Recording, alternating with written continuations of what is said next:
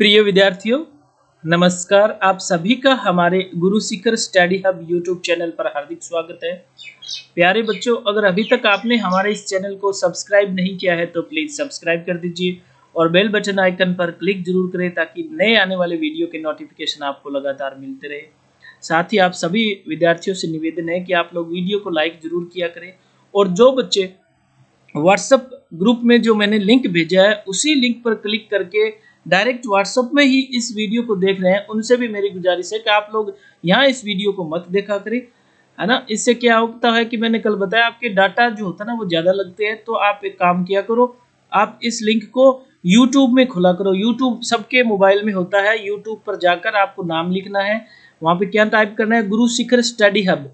जैसे ही आप टाइप करोगे आपके सामने चैनल आ जाएगा। अगर सब्सक्राइब नहीं किया है तो रेड कलर में नाम लिखा आता है सब्सक्राइब, आप वहां से सब्सक्राइब कर लीजिएगा। और पहला जो वीडियो जो आता है, जो अभी आपके सामने जो चल रहा है ना, इसका लिंक चल रहा है, उस पर आप क्लिक कर दीजिएगा ताकि वहीं से आप क्लास को ज्वाइन करें। और ध्यान रहे, जब आप क्लिक करते हैं वीडियो ओपन हो जाता है, शुरू हो जाता है, तो हाँ 2-3 नंबर पे ऑप्शन होता है ना, लाइव चैट नाम लिखा होता है, लाइव चैट। आप उस पर क्लिक करके मुझसे सवाल भी पूछ सकते हैं। जो भी आपको कुछ पूछना हो आप वहां टाइप करिए, मैं आपके हर सवाल का जवाब वीडियो के दौरान देता हूं। तो आप सभी विद्यार्थियों को आज के इस वीडियो के बारे में बता देता हूँ। आज की जो हमारी क्लास है अनिवार्य हिंदी कक्षा 12 की सृजन पुस्तक के 7वें अध्याय की है। 6 अध्याय हमने कंप्लीट कर ली है। 5 अध्याय तक का पढ़ा, सबको पता है ना। 6ठे और 7वें का टेस्ट होगा, यानी आज का अध्याय हम लोग पढ़ लेंगे, उसके बाद हम लोग टेस्ट लेंगे। तो आप सभी विद्यार्थी टेस्ट जरूर दिया करें, इससे आपकी तैयारी होती है, आपकी तैयारी का मूल्यांकन होता है ना। तो आपको अगर लगातार टेस्ट सीरीज से चैनल से आप जुड़े हुए हो ना, तो मैं आपको दावे के साथ कह सकता हूँ अनिवार्य हिंदी जो है ना वो आपकी कंप्लीट हो जाएगी। मैंने पहले भी बहुत बार बताया कि हिंदी को बहुत सारे विद्यार्थी नॉर्मल सब्जेक्ट मानते हैं। हिंदी है यार, क्या फर्क पड़ेगा। अरे भैया, हिंदी में भी बिंदी लग जाती है कई बार स्टूडेंट्स के, है ना, जो 100 में से 100 नंबर लेने की सोच रहे हैं ना, उनको बोल रहा हूँ कि आप लोग जुड़े रहे चैनल से, लगातार क्लास लेते रहे। कोई समस्या हो तो आप मुझे बताएं, ठीक है। तो चलिए फिर शुरुआत करते हैं आज के इस चैप्टर की। जी हाँ, अध्याय 7 आत्म परिचय, एक गीत, हरिवंश राय बच्चन। अब बच्चन जी का जो जन्म जो था ना 27 नवंबर 1907 को हुआ था और इनकी मृत्यु 18 जनवरी 2003 को हुई थी। हिंदी भाषा के कवि और ये लेखक थे। बच्चन जी हिंदी कविता के उत्तर छायावत काल के प्रमुख कवियों में से एक है। इनकी सबसे प्रसिद्ध जो कृति है वो मधुशाला है। और भारतीय फिल्म उद्योग के प्रख्यात अभिनेता, हाँ जी, अमिताभ बच्चन जो है ना वो इनके बेटे हैं, यानी ये अमिताभ बच्चन जी के पापा है और अभिषेक बच्चन के जी हाँ दादाजी है उनके, समझ गए। तो इलाहाबाद से है ये। कहाँ से है ये? इलाहाबाद। आपको आपने देखा होगा, अगर थोड़ा बहुत स्टडी कर लिया करो पता चल जाता है। तो शुरुआत करते हैं कवि का थोड़ा सा परिचय। यहाँ पे जो दे रखा है वो मैं आपको बता देता हूँ। हालावाद के प्रवर्तक हरिवंश राय बच्चन, ध्यान रखना, हालावाद जो था ना उसके प्रवर्तक है हरिवंश राय बच्चन। उत्तर छायावाद काल के प्रमुख कवि रहे हैं। वे अपनी काव्य यात्रा के प्रारंभिक दौर में मध्ययुगीन फारसी कवि उमर खयाम के जीवन दर्शन से बहुत प्रभावित रहे हैं। यानी इनके जो प्रारंभिक जो काव्य जो है ना, जो भी कहानियां कविता वगैरह जो इन पद्य तैयार किए थे ना, उनमें किसका प्रभाव है? फारसी कवि जो उमर खयाम जो थे ना, इनका बहुत प्रभाव है। उमर खयाम की रुबाइयों से प्रेरित उनकी प्रसिद्ध कृति मधुशाला को कवि मंच पर जबरदस्त लोकप्रियता मिली है। कवि की विलक्षण प्रतिभा इश्क, मोहब्बत, पीड़ा जैसी रोमानियत से भरी हुई थी। वे परस्पर झगड़ने की बजाय प्यार को महत्व देते थे। उनकी प्रमुख काव्य रचनाएं हैं मधुशाला, मधुबाला, मधुकलश, निशा निमंत्रण, एकांत संगीत, आकुल अंतर, मिलन यामिनी, सतरंगिणी, आरती और अंगारे, नए पुराने झरोके तथा टूटी फूटी कड़ियां। इनके 4 आत्मकथा खंड भी है। क्या भूलूं क्या याद करूं, नीड का निर्माण फिर से, बसेरे से दूर तथा 10 द्वार से सोपान तक। इनके द्वारा लिखित प्रवासी की डायरी तथा अनुवाद ग्रंथ हेमलेट और जनगीता मैकबेथ भी लोकप्रिय रहे हैं। ये चीजें आप लोग ध्यान रखना भाई। इनमें से 2-3-4% तो मैं बनाता ही बनाता हूँ, आप सबको पता चल गया है। तो ये आप लोगों के काम की चीज है, आराम से आप लोग पढ़ ले, ठीक है। चलिए फिर अगला जो टॉपिक है वो देख लेते हैं। आज का जो टॉपिक हम लोग पढ़ेंगे ना, इसमें जो चीजें आ रही है ना, हाँ, यहाँ संग्रहित उनकी कविता आत्म परिचय अपनी अस्मिता, अपनी पहचान का बोध कराती है। सुख दुख को संभाव से स्वीकार करते हुए जगजीवन से जुड़े रहने में आनंद है। कवि स्नेह सूरा का पान करके अपनी मस्ती में जीवन का गान गाता है। संसार की मौजों में मस्त भाव से बहता कवि को भाता है। अपनी मस्ती में वह नित नए जग का निर्माण करता है। दीवानगी का आलम यह है कि उसे अपने रुद्र में भी नए नए छंद का आभास होता है। जो अपने आप को पूरी तरह से पहचान लेता है, उसके लिए यहाँ वहाँ सर्वत्र मस्ती ही मस्ती होती है। यानी ये एक पाठ का सार दे रखा है ना। यानी कवि जो है ना, वो अपने ही आत्मा का ही परिचय करा रहा है कि मैं किस प्रकार का हूं, मेरा कैसा परिचय है खुद का, है ना। आत्म परिचय अपनी अस्मिता, अपनी पहचान का बोध कराती है ना। खुद का पहचान बता रहे हैं। सुख दुख को समभाव से स्वीकारते हुए, यानी कवि के लिए सुख दुख समान है। जग जीवन से जुड़े रहकर जीने में ही आनंद है। कवि स्नेह सूरा का पान करके अपनी मस्ती में जीवन का गान गाता है। यानी कवि जो है ना, स्नेह यानी प्यार मोहब्बत में ही रहे। जो स्नेह सूरा का मतलब समझते हो ना, हाँ, मदिरा जो एक प्रकार की शराब होती है। वो कहता है बस मैं भाई इसी में ही खुश रहता हूँ, है ना। चलिए फिर देख लेते हैं भाई, इस यहाँ पे थोड़ा सारा पढ़ेंगे। अगला अब शुरू कर लेते हैं कविता, जो आत्म परिचय जो है वो देख लेते हैं। आत्म परिचय। मैं जग जीवन का भार लिए फिरता हूँ, फिर भी जीवन में प्यार लिए फिरता हूँ। कर दिया किसी ने झंकृत जिनको छूकर, मैं सांसों के दो तार लिए फिरता हूँ। मैं सने सुरहा का पान किया करता हूँ, मैं कभी न जग का ध्यान किया करता हूँ। जग पूछ रहा उनको जो जग की गाते, मैं अपने मन का गान किया करता हूँ। मैं अपने मन का गान किया करता हूँ। मैं जग जीवन का भार लिए फिरता हूँ। कवि क्या कह रहा है भी, ये संसार जो है ना, जग जीवन मतलब संसार में जो भी, हाँ, जीवन यापन करने के लिए कितनी समस्याएं, जो भी काम धंधा सब कह रहा हूँ, कह रहा है मैं सबका ही भार लिए अपने ऊपर फिरता हूँ, फिर भी जीवन में प्यार लिए फिरता हूँ। मतलब वो कह रहा है कि मैं इतने सब काम करता हूँ, इतने चीजें का भार मेरे ऊपर है, फिर भी मैं जीवन में प्यार लिए फिरता हूँ, फिर भी मैं खुश हूँ, है ना, प्यार लिए फिरता हूँ। कर दिया किसी ने झंकृत जिनको छूकर, मैं सांसों के दो तार लिए फिरता हूँ।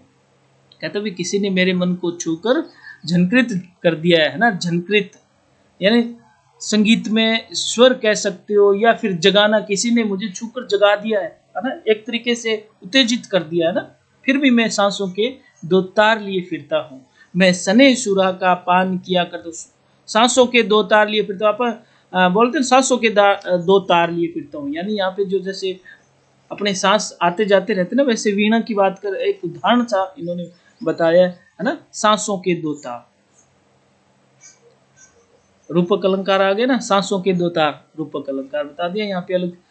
मैं सने सुरा का पान किया करता हूँ। मैं सने प्यार मोहब्बत जो की जो मदिरा ना, उसको ही पीता हूँ। मैं कभी न जग का ध्यान किया करता हूँ कि जग में क्या उसका कोई मुझे कोई लेना देना नहीं है, बस मैं इसी में खोया रहता हूँ। पहले हम लोग अपने हिसाब से पढ़ रहे हैं, फिर आपको व्याख्या के तरीके से बता दूंगा, तो टेंशन लेने की जरूरत नहीं। पहले समझो तो सही इस चीज को। जग पूछ रहा उनको जो जग की गाते। अब कवि क्या कह रहा है कि भाई जग जो है ना, संसार जो है ना, इस संसार में हम लोग उन्हीं को पूछते हैं जो जग की गाते हैं, जो हमारी बड़ाई करता है ना, हम सब उन्हीं की बात करना पसंद करते हैं। समझ गए ना। हाँ, आजकल क्या है, तो जो जिसकी प्रशंसा करता है ना, लोग उसको ही ज्यादा पूछते हैं। पर कवि क्या कहता है, मैं अपने मन का गान किया करता हूँ। कवि कहता है नहीं भाई, मैं मेरे ही मन की बात करता हूँ, मैं मेरे जो मौलिक जो विचार जो है ना, उनको ही रखता हूँ। मैं किसी का, हाँ, गुणगान नहीं करता, मैं अपने मन का गान किया करता हूँ। चलिए फिर देख लेते हैं। अब ये जो आपका जो पद्य जो आया है, इसके बारे में आप लोगों को थोड़ा सा मैं बता देता हूँ।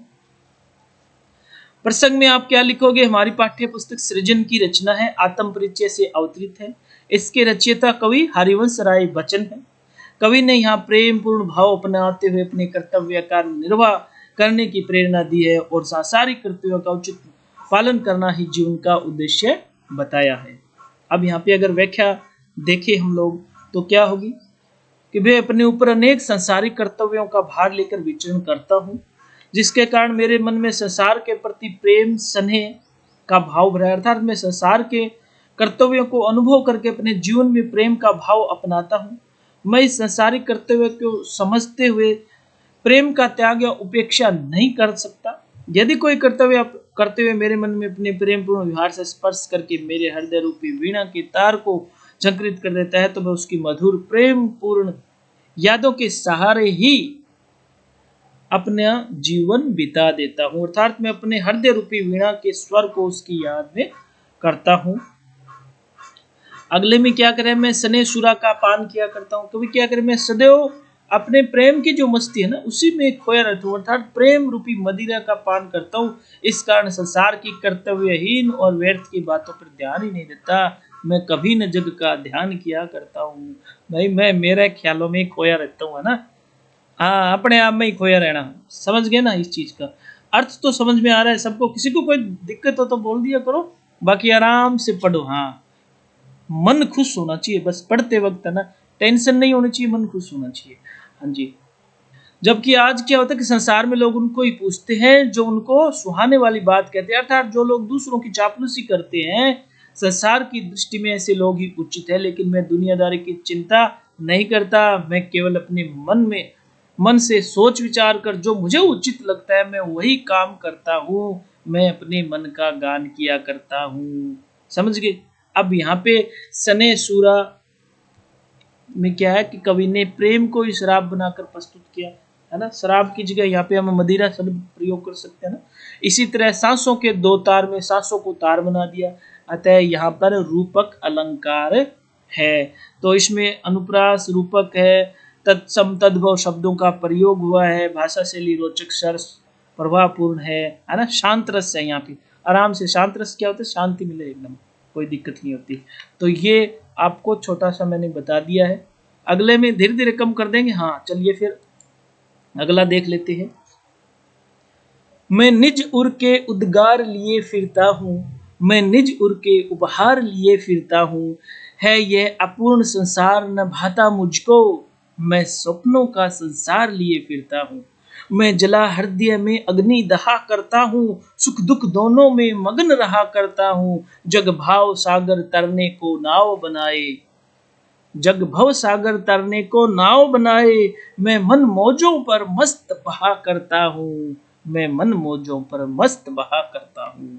मैं निज उर के लिए मैं निज उर के उद्गार लिए फिरता हूँ। निज मतलब अपना, उर माने हृदय, है ना। उद्गार क्या होता है? भाव, दिल के भाव, है ना। ये कह रहा है मैं जो मेरे दिल में है बस उसी चीज को, उसी बात को लेके फिरता हूँ। मैं निज उर के उपहार लिए फिरता हूँ। मेरे दिल में, मेरे जो मन में जो है ना, हाँ बस उसी चीज को मैं लेकर फिरता हूँ। यह अपूर्ण संसार न भाता मुझको।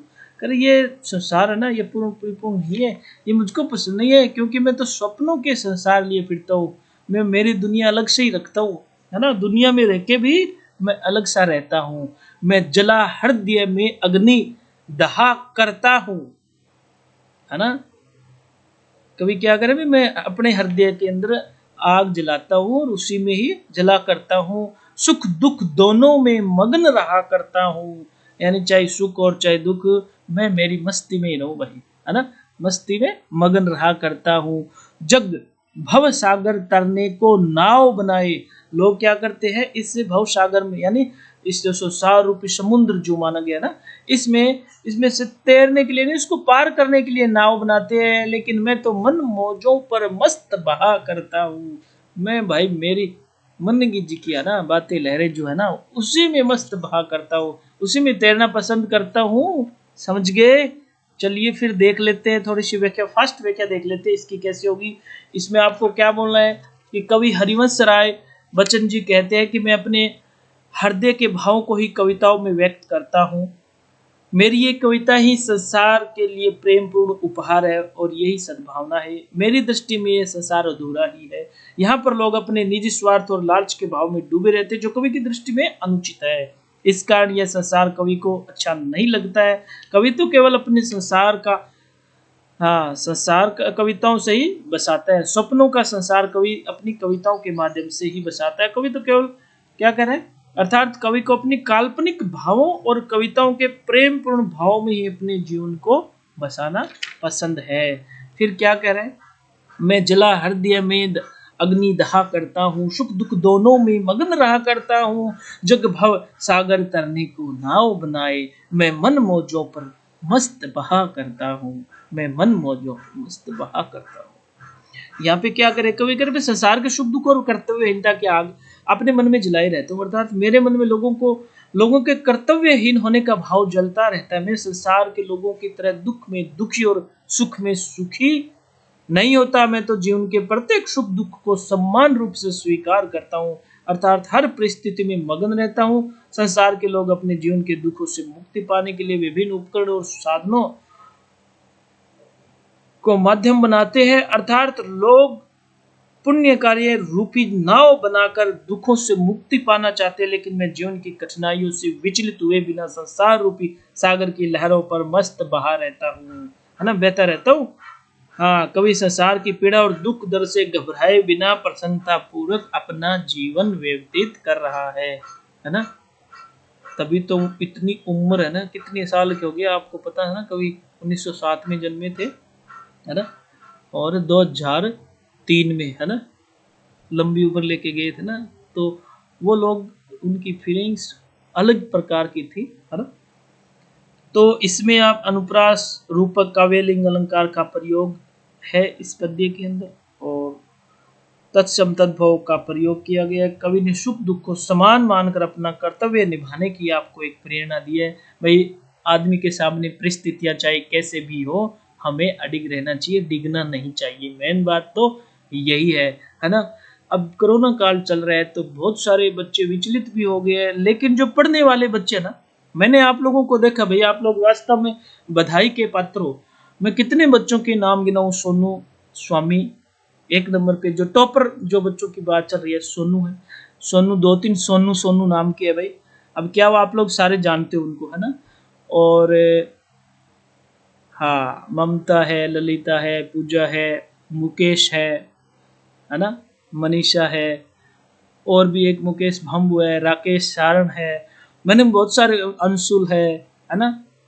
कुछ बच्चों के अगर नाम याद नहीं, हाँ, प्रीति है, नेहा है, बहुत सारे ऐसे स्टूडेंट मैंने आपकी क्लास में मैंने देखता रहता हूँ। इन बच्चों के सामने चाहे कैसी भी परिस्थितियां हो, ये हर परिस्थिति में पढ़ने वाले विद्यार्थी हैं। तो आप लोग वाकई में, है ना, ये अपनी एक भावना ऐसी ही होनी चाहिए। इस तरीके का एक स्ट्रॉन्ग जो है ना, मैन पावर जिसको बोलते हैं, वो है हमारा एक मोटो है इस तरीके का। भी नहीं, परिस्थितियां चाहे कैसी भी हो, हम अपने आप को वहां पे क्या करेंगे, अडिग रखेंगे, है ना। हाँ, स्थिर करना, घबराना नहीं होता है। इस पाठ से हमें शिक्षा मिल रही है ना। साथ साथ में ये कह रहे हैं ना कि भाई, मैं ठीक है, मेरे मन की बात है, मैं मन में लेके फिरता हूँ, लेकिन मैं खुश हूँ कैसी भी परिस्थितियां हो। बताया ना, सुख दुख में सम्मान। अब अपना माहौल ऐसा है, सदा थोड़ी रहने वाला है, कोरोना काल सदा नहीं रहेगा, है ना। किसी ने सोचा था क्या कि स्कूल ऐसे बंद हो जाएगी? आज तक किसी ने नहीं सोचा था, हुआ ही नहीं कभी, है ना। लाइफ में सब पहली बार हो रहा है ये, तो हमें बहुत कुछ चीजें सीखने को मिलेगी, है ना। इतिहास भी आएगी ये चीजें। चलिए फिर आगे देख लेते हैं भाई। मैं यौवन का उन्माद लिए फिरता हूँ, उन्मादों में अवसाद लिए फिरता हूँ। जो मुझको बाहर हंसा रुलाती भीतर, मैं हाय किसी की याद लिए फिरता हूँ। कर यत्न मिटे सब सत्य किसी ने जाना, नादान वही है हाय जहां पर दाना। फिर मूढ़ न क्या जग जो इस पर भी सीखे, मैं सीख रहा हूँ सीखा ज्ञान भुलाना, है ना। मतलब पूरी का पूरा जो पद्यांश है, जो कविता का जो पार्ट है, वो सीधा दिमाग पे अटैक कर रहा है ना। फीलिंग के साथ पढ़ना, है ना। पद्य को हमेशा फीलिंग के साथ पढ़ा जाता है, महसूस किया जाता है। कवि को अपनी हाँ, कवि जहाँ पे है वहाँ पे अपने आप को रख के फिर पढ़ोगे तो समझ में बहुत जल्दी आ जाती है। हाँ, नरेंद्र नुइया का नाम भूल गया था, उसका मैसेज आ गया मेरे पास। अरे भाई आप भी इंटेलिजेंट हो। हाँ, कईयों के नाम भूल गए तो क्या हुआ, आप सब इंटेलिजेंट हो जो इस चैनल से जुड़े विद्यार्थी जो है ना। मुझे पता है मैं किसी का नाम इसीलिए तो नहीं लेता, फिर किसी का भूल जाते हैं। कई विद्यार्थी कहते हैं सर मेरा नाम नहीं है। भाई आप सब इंटेलिजेंट हो। हाँ, मैंने देखा है ना, गिने चुने ही है लेकिन 20-25 विद्यार्थी ऐसे हैं जिनको कभी भी कह दो पढ़ाई पढ़ने के लिए तैयार रहते हैं, है ना। यस सर, पढ़ना है, यस सर, वेरी गुड। चलिए फिर देख लेते हैं भाई। हाँ, मैं यौवन का उन्माद लिए फिरता हूँ। अब क्या कहते हैं कवि, यहाँ पे क्या बता रहा है कवि हरिवंश राय जी, कहते हैं कि उनमें युवावस्था का उत्साह या मस्ती भरी हुई है और वे अपने उत्साह की अधिकता के कारण पागल से हो गए। उन्माद मतलब पागलपन, यौवन मतलब जवानी, है ना। जवानी के पागलपन में ये कह रहे मैं एकदम युवा हूँ, जोश है। हाँ, उन्माद लिए फिरता हूँ। उन्मादों में, अब के इसी उन्मादों में अवसाद क्या होता है, उदासी, दुख। दुख की कोई मतलब टेंशन वाली बात होती है ना, मन की टेंशन, चिंता, अवसाद, है ना, किसी को नहीं बताने वाली बात है। वो कहे फिर भी वो सब दुख, खेद, उदासी, कई नाम आए ना यहाँ पे। हाँ, उन्मादी का उन्माद, पागल, अवसाद मतलब दुख, वेदना भी हो सकता है, कोई मन की पीड़ा भी हो सकती है ना। तो वो कह रहा है इस माहौल में भी, उन्मादों में भी अवसाद लिए फिरता हूँ, जो मुझको बाहर हंसा। कहते हैं कि मैं दुनिया बाहरी वातावरण में तो मैं हंसता फिरता हूँ, लेकिन रुलाती भीतर, लेकिन अंदर ही अंदर क्या करे, मैं रोता हूँ। मैं हाय किसी की याद लिए फिरता हूँ। हाँ, हाँ, याद लिए फिरते हैं किसी की, कोई उस टाइम की बात है तो युवस्था की बता रहे। चलो पढ़ लेते भाई।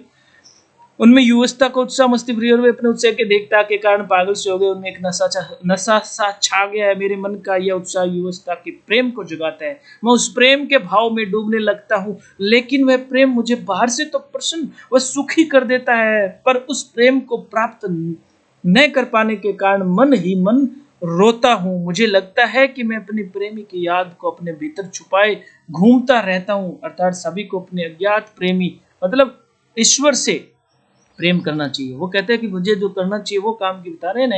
हाँ, भगवान से, हाँ, उनसे प्रेम करना चाहिए, उसे पाने का प्रयास करना चाहिए ताकि जीवन का वास्तविक लक्ष्य प्राप्त किया जा सके। कर यतन मिटे सब सत्य किसी ने न जाना, नादान वही है हाय जहां पर दाना। फिर मूढ़ न क्या जग जो इस पर भी सीखे, मैं सीख रहा हूं सीखा ज्ञान भुलाना। अब यहाँ यत्न का मतलब क्या होता है, प्रयत्न करना, प्रयास, है ना। नादान अज्ञानी, ना समझ। दाना मतलब बुद्धिमान, जहां पर है दाना, दाना जहां पर दाना मतलब बुद्धिमान है। हाँ, मूढ़ का मतलब क्या होता है, मूर्ख, जग, संसार। ये कह रहे कि भाई इस सत्य को किसी ने नहीं जाना है। कर यतन मिटे सब, बहुत लोग यतन करके, प्रयत्न प्रयास कर करके मिट गए। नादान वही है हाय जहां पर दाना। चतुर लोग जो कोशिश करते हैं। चलिए थोड़ा सा पढ़ लेते हैं फिर देख लेंगे। तो कवि क्या करे कि संसार के सभी लोग सत्य की खोज में लगे हुए हैं, अर्थात ईश्वर की खोज कर रहे हैं। उनको अनेक बार प्रयत्न करने पर भी सफलता प्राप्त नहीं होती है, फिर भी वे स्वयं को बड़ा ज्ञानी और बुद्धिमान समझते हैं और सत्य की खोज में जुटे रहते हैं। वे जानते हैं कि उनमें केवल ज्ञान का अहंकार है, वे सत्य की खोज नहीं कर सकते, फिर भी अनजान बने रहते हैं। क्या वास्तव में वे मूढ़ नहीं है? मूढ़ मतलब आया नहीं क्या, मूढ़, मूढ़ का मतलब मूर्ख। कवि क्या करे कि क्या वही वास्तव में मूढ़ नहीं है? मैं तो संसार से सीखा हुआ ये अपूर्ण ज्ञान जो अहंकार से भरा है उसे भुलाने का प्रयास कर रहा हूं, है ना। अतः संसार के लोगों को अपने ज्ञान अज्ञान की जानकारी रखनी चाहिए, अहंकार रहित होकर ही कार्य करना चाहिए। ये कह रहे कि मैं तो इस संसारिक सिस्टम को छोड़ने की कोशिश कर रहा हूँ भाई, है ना। मैं सीख रहा हूँ, सीखा ज्ञान भुलाना। कह रहे मैं सीख रहा हूँ, इस जो सीख रखा है उसको ही छोड़ू, भुलाऊं, ईश्वर में ध्यान लगाऊं, है ना। बहुत जोरदार पद्य है ना। हाँ, कवि ने अनुप्रास और विरोधाभास अलंकार का सुंदर प्रयोग किया है। यहाँ पे आ रहा है ना, समझे। संसार को मूढ़ बताते हुए सच्चे ज्ञान का साक्षात्कार ज्ञान और बुद्धि से ही होने का संदेश दिया है। चलिए फिर अगला देख लेते हैं भैया। लास्ट आ गया कि ये, हाँ जी ना, ये है, हाँ जी। मैं और जग और कहाँ का नाता, मैं बना बना कितने जग रोज मिटाता। बड़ी जोरदार बात कही है ना। मैं और जग और कहाँ का नाता, कभी क्या कह रहा है यहाँ पे कि मैं और हूँ, जग और है और कहाँ का नाता है ना।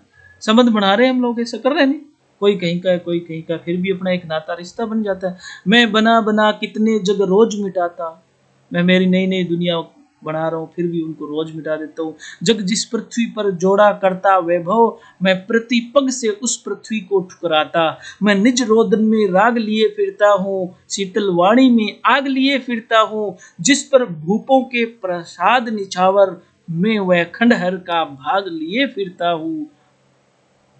हाँ, समझ में आ गई। चलिए फिर देख लेते हैं।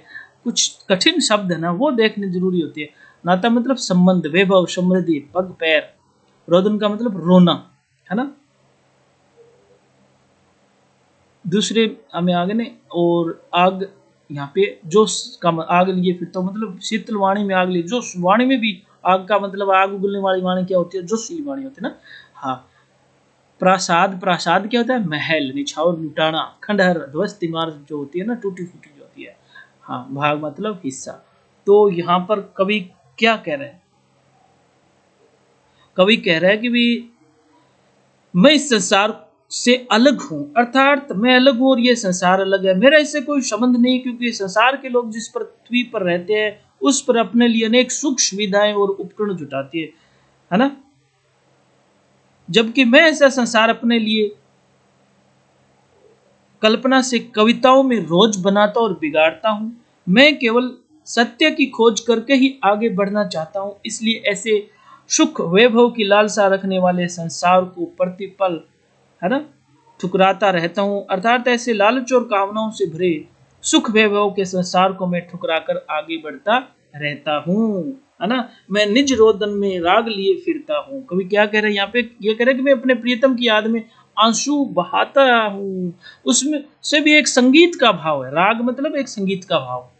राग समझते ना, रागनी राग, हाँ, भाव छिपा। विरह की भावना भी कवि के लिए एक संगीत का ही रूप है। कविता के जिन शब्दों का रूप सरल, सहज और शीतल प्रतीत होता है, वहीं उसका भाव आग के समान प्रभावशाली भी है ना।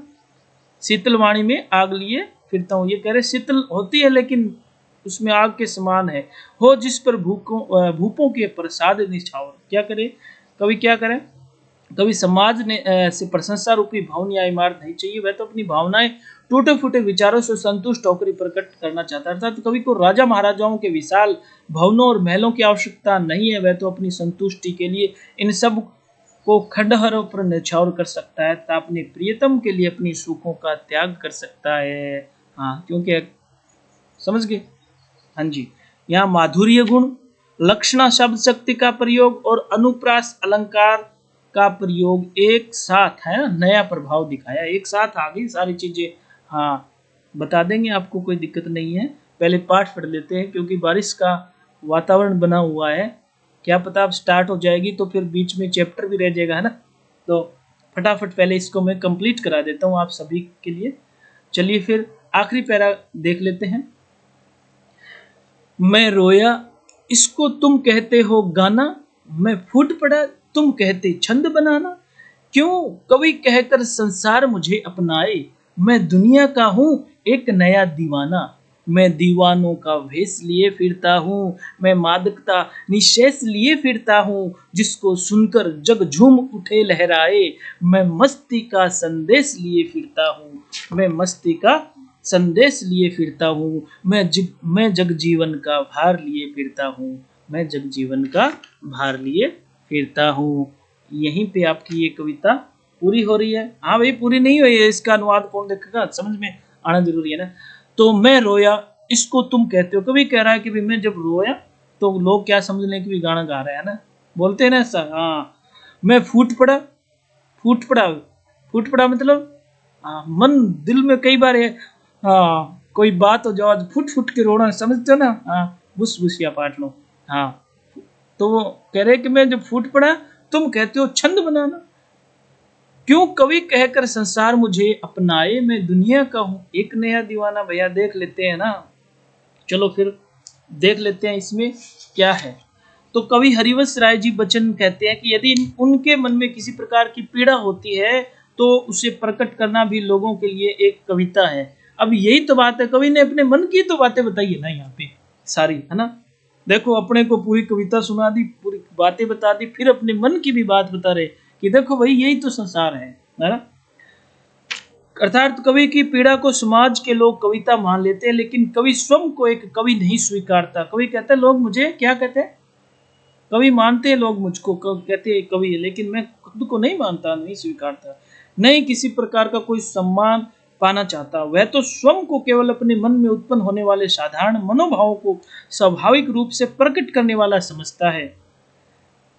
उसकी कविताओं में प्रेम के दीवानेपन का भाव है, जिसमें सभी प्रकार की भावनाओं का मिश्रण होता है। अतः कवि स्वयं एक सामान्य जीवन की प्रेरणा देता है। ये कहते हैं कि मैंने इतना कुछ किया तो आप लोग मुझे अलग समझ गए, लेकिन मैं ऐसा नहीं हूँ, मैं दुनिया का हूँ एक नया दीवाना। कभी मैं इनमें आप लोगों में से ही एक हूँ, अलग नहीं हूँ। समझ गए। अगला जो लास्ट 4 लाइनें जो आई है वो क्या कह रही है, मैं दीवानों का वेश लिए फिरता हूँ, मैं मादकता निशेष लिए फिरता हूँ, जिसको सुनकर जग झूम उठे लहराए, मैं मस्ती का संदेश लिए फिरता हूँ, है ना।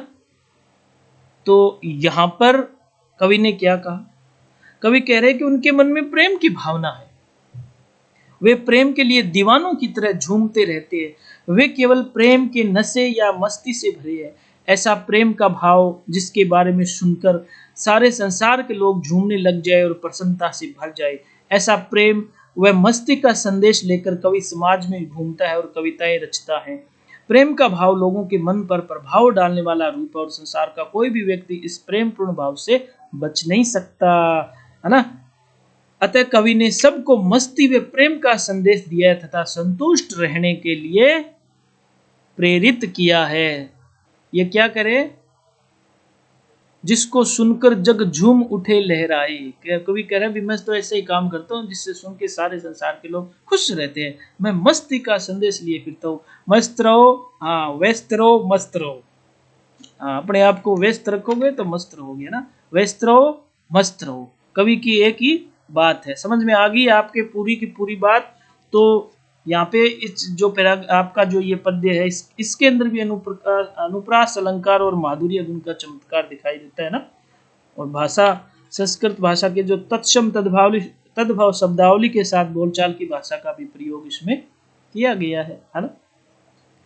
तो कवि ने यहाँ पे प्रेम को सर्वोपरि मानकर प्रेम व मस्ती का संदेश दिया है तथा प्रेम के दीवानों का वर्णन करके प्रेम को सार्थक रूप दिया है। मतलब भाई खुश रहो हर हाल में, बात यही है। हाँ, तो आपको ये चैप्टर कैसा लगा, समझ में आ गया होगा। देखो इसके 2 प्रश्न आए हैं ना, कुछ बच्चे बात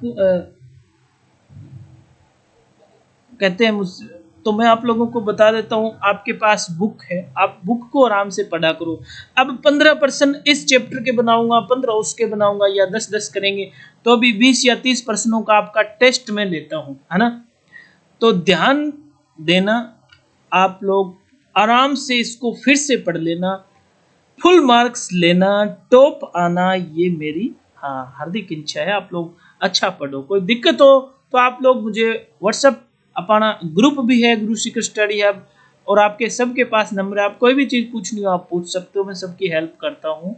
लेकिन अपने को टॉप आना है। और इस तरीके से अपने कितने चैप्टर हो गए आपको पता है, 7 हो गए। 8वां जो चैप्टर है कविता के बहाने, बात सीधी थी पर, है ना, कुंवर नारायण वाला, वो आगे पढ़ लेंगे। आप लोगों का सपोर्ट रहेगा तो क्लासें चलती रहेगी, आप लोगों का सपोर्ट नहीं रहेगा तो भी क्लासें तो चलती रहेगी, लेकिन ये जो चल रहा है ना वो बंद हो सकता है। तो आप लोगों का, है ना, प्रेम बना रहे हमारे इस चैनल से। और किसी को कोई समस्या हो तो आप मुझे बता देना। ये यहीं पर मैं अब इस वीडियो को, इस चैप्टर को विराम देता हूँ। हाँ जी, शुभ रात्रि, गुड नाइट।